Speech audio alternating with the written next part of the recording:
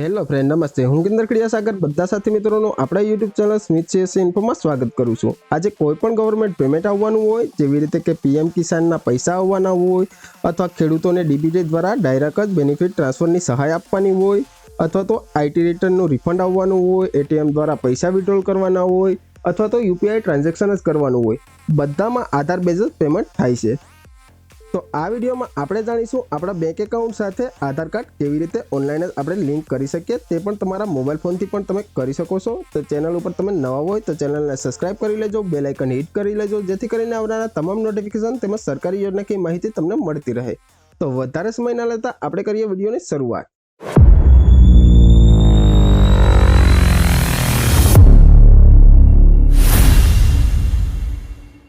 Site પર click કરતાની સાથે જ કંઈક આવો ઇન્ટરફેસ આપણી સામે શો થઈ જશે. તો અહીંયા પર આપણે જોઈ શકીએ છીએ પ્રોડક્ટ, ત્યારબાદ કન્ઝ્યુમર. તો આપણે કન્ઝ્યુમર પર ક્લિક કરી લેવાનું રહેશે. ત્યારબાદ પેજને આપણે સ્ક્રોલ અપ કરી લેશું.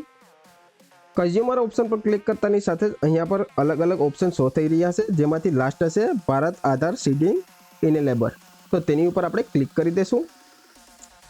ક્લિક કરતાની સાથે જ રિક્વેસ્ટ ફોર આધાર સીડિંગનું જે ફોર્મ છે તે આપણી સામે શો થઈ ગયું છે. તો અહીંયા પર આપણે સૌપ્રથમ તો આપણો આધાર નંબર ટાઈપ કરી લેવાનો રહેશે. આધાર નંબર ટાઈપ થઈ ગયા બાદ અહીંયા પર તમે આધાર સીડિંગ કરવા માગતા હોય તો સીડિંગ પર ક્લિક કરી લેવાનું રહેશે, અથવા ડીસીડિંગ એટલે કે ડીએક્ટિવેટ આધાર કાર્ડ કરાવવા માગતા હોય બેંકમાં તો ડીસીડિંગ પર ક્લિક કરી લેવાનું રહેશે. અહીંયા પર આપણે સીડિંગ કરીશું તો સીડિંગ પર ક્લિક કરી લેશું. ત્યારબાદ જે પણ બેંકમાં આપણું આધાર કાર્ડ લિંક કરવાનું છે તે બેંક અહીંયાથી આપણે સિલેક્ટ કરી લેવાની રહેશે. કોઈ પણ બેંક તમે સિલેક્ટ કરી શકો છો જે તમારી હોય તે. ત્યારબાદ અહીંયા પર સીડિંગ ટાઈપમાં જોઈ શકીએ છીએ ફ્રેશ સીડિંગ છે. ત્યારબાદ movement with is the same bank with another account. તો અહીંયા પર આપણે જોઈ શકીએ છીએ કે જો પહેલી જ વાર તમે આધાર કાર્ડ લિંક કરાવતા હોય બેંક સાથે તો ફ્રેશ સીડિંગ પર ક્લિક કરવાનું રહેશે. અથવા તો જો તમારી બેંકમાં બે ખાતા હોય અથવા બીજી બેંકમાં તમે એકાઉન્ટ લિંક કરાવવા માગતા હોય તો બીજા નંબરનો ઓપ્શન સિલેક્ટ કરવાનું રહેશે. અથવા તો જો તમે કોઈ અધર બેંકમાં એકાઉન્ટ હોય અને ત્યાં તમારું બેંક એકાઉન્ટ સાથે આધાર કાર્ડ લિંક હોય અને આ બેંકમાં પણ કરાવવા માગતા હોય તો લાસ્ટ ઓપ્શન આપણે સિલેક્ટ કરી લઈશું. તો અહીંયા પર હું પહેલી વખત જ આધાર કાર્ડ સીડિંગ કરાવું છું તો ફ્રેશ સીડિંગ પર ક્લિક કરી લેશું. ત્યારબાદ અહીંયા પર બેંક એકાઉન્ટ નંબર આપણે ટાઈપ કરી લેવાનો રહેશે. તો બધી ડિટેલ આપણે ફિલઅપ કરી લઈએ. આધાર નંબર અને બેંકની ડિટેલ આપણે ટાઈપ કરી લીધી છે. ત્યારબાદ આપણે આગળ વધીશું. અહીંયા પર આપણે ટર્મ એન્ડ કન્ડિશન એક્સેપ્ટ કરી લેવાની રહેશે. બીજી વાર પણ ટર્મ એન્ડ કન્ડિશન એક્સેપ્ટ કરી લેવાની રહેશે. ત્યારબાદ આપણે પેજને સ્ક્રોલ અપ કરીશું. અહીંયા પર તમને કેપ્ચા જોવા મળી જશે. તો અહીંયા પર આપણે કેપ્ચા ટાઈપ કરી લેવાના રહેશે. કેપ્ચા ફિલઅપ થઈ ગયા બાદ આપણે પ્રોસીડ પર ક્લિક કરી દેવાનું રહેશે.